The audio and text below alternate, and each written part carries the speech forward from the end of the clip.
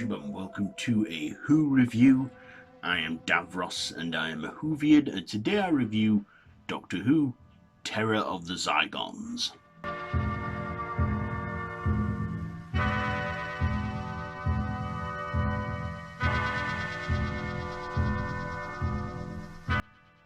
So this is a story from 1975, which is the first one of season 13, where the Doctor, Sarah and Harry arrive back to Earth in the Highlands of Scotland, investigating some destructions on some oil rigs in the North Sea, only to find the Loch Ness Monster is about in the Loch Ness Lake, and it's a cyborg and it's being controlled by a shape-shifting alien race called the Zygons, who want to ensure their survival.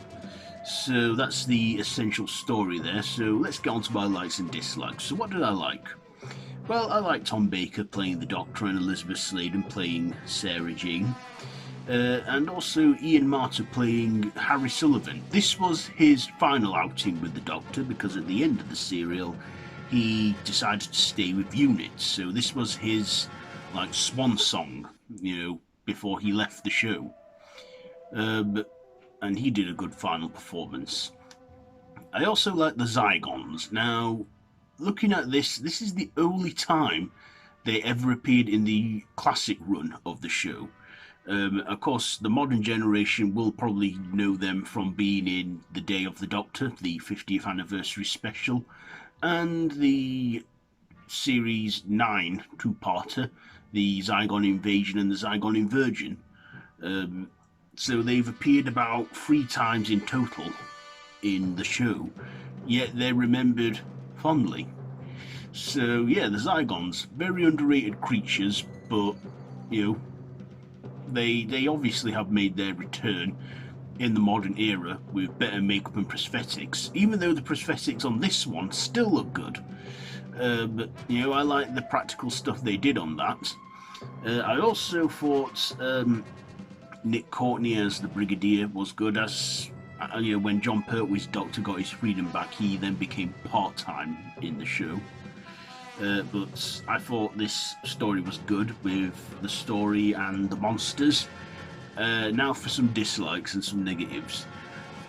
The Loch Ness Monster, now that was all puppetry, which fair enough, it was the 70s, but a lot of the visuals for me let it down. I don't know if they remastered the visuals in this one, but I've seen the original visuals, and of course they haven't aged well, but like I say, they may do with what they had at that time. But for me, the visuals just look like they haven't aged pretty well, especially when the Doctor is running on a field and the Loch Ness Monster is after him, and it's all blue screen in that. It's not CG, but like I say, they had what they had work at that time. So probably in 1974 it was stunning visuals, but by today's standards it's not stood out, especially when it's apparently in London, up to terrorizing and that. But yeah, also the Doctor doesn't dresses up like a traditional Scotsman in this. He still adorns his classic look, but he also wears the whole Scotsman look to blend in. That's something that they don't always do these days in current Doctor Who.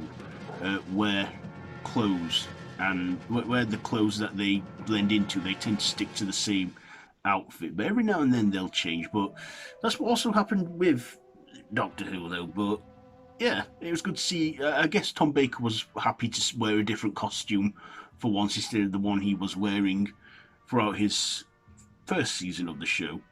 This was also the start of Tom Baker's second season in 1975. So yeah, this is a pretty good story. The story's pretty good and the acting's pretty good. It's just the visuals that are the low point for me on this one.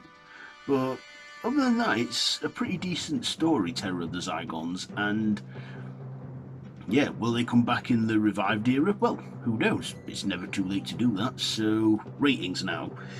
I will give the performances a 9 and the writing an 8. The visuals, I'll have to give that a 6.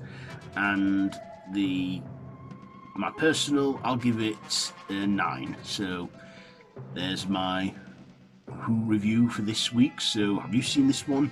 Let me know all that down in the comments below if you have, and if you like this video, be sure to give it a big thumbs up and to share with your friends, and feel free to subscribe to my channel if you haven't already. I've been Davros the Whovian, and until next time, run for your life.